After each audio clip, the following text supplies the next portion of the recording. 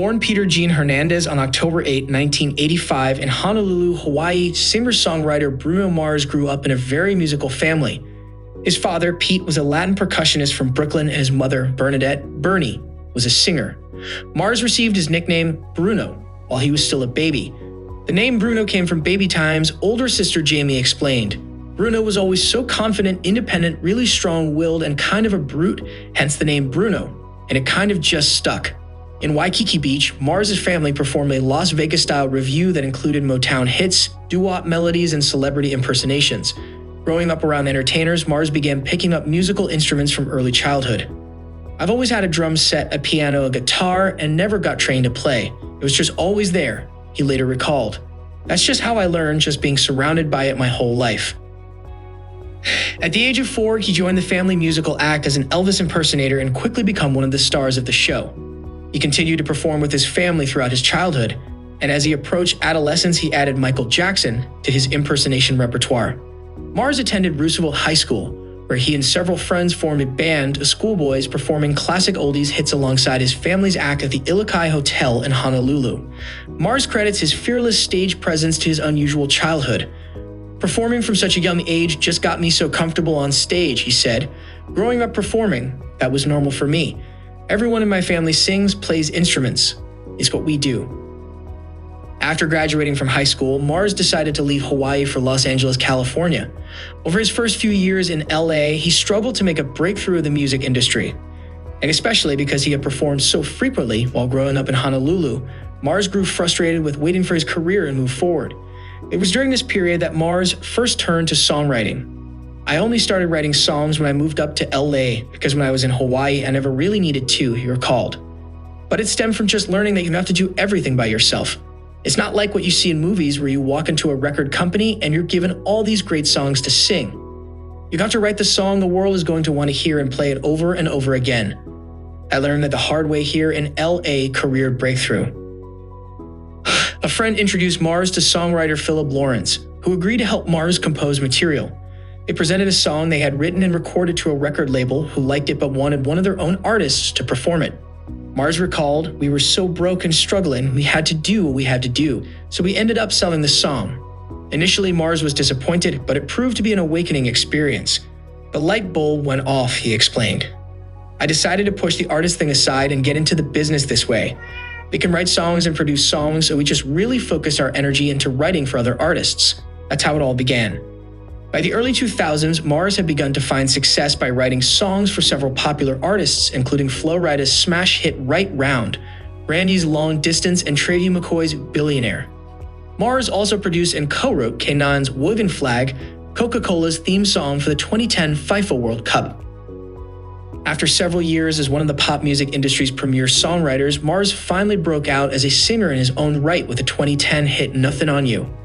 The song was written for the Atlantic Records rapper B.O.B., but the record label decided to enlist Mars himself to croon the heartfelt chorus. The track proved an enormous hit, skyrocketing to #1 on the Billboard singles chart and instantly transforming Bruno Mars from a behind-the-scenes composer into a pop performer.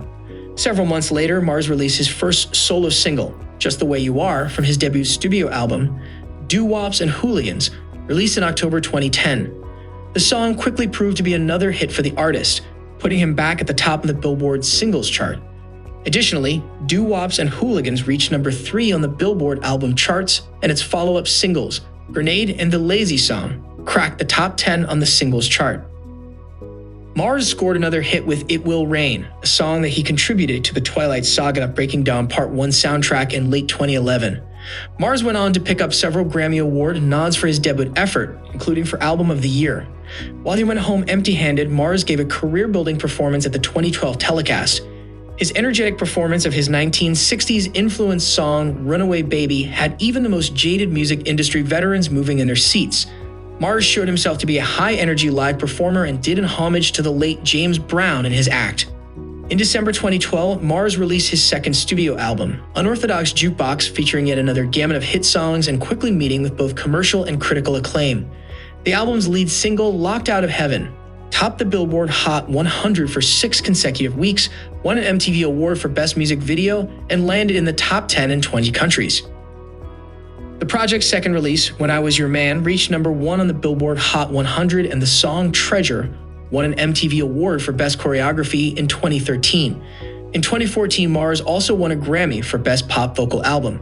The hits continued for Mars as seen with his collaboration with producer, songwriter, and musician Mark Ronson.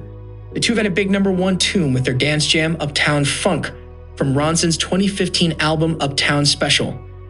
In September 2013, news broke that Mars was selected to be a part of the halftime entertainment at the next Super Bowl. This honor put him in the same league as such past performers Madonna and Justin Timberlake. Mars returned to the Super Bowl stage in February 2016, performing at the halftime show with Beyoncé Knowles and Coldplay. Just a week later, Beyoncé presented a jubilant Mars and Ronson the Record of the Year Grammy for Uptown Funk.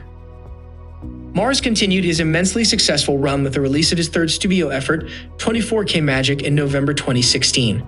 The album included the catchy title track, a retro-tinted dance number in the vein of Uptown Funk, as well as the sultry That's What I Like, which climbed to #1 on the Billboard Hot 100.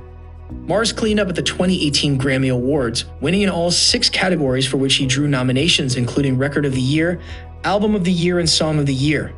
He also delivered a quality performance alongside Cardi B for his latest single, Finesse, cementing his standing as arguably the top all-around act in the business.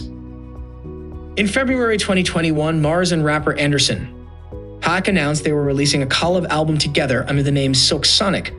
The duo played the lead single Leave the Door Open off their debut album An Evening with Silk Sonic at the Grammys that year. The following year, Silk Sonic won the award for Best Record, Best Song, Best R&B Song, and Best R&B Performance with Leave the Door Open at the Grammys. If you've liked the video, please subscribe.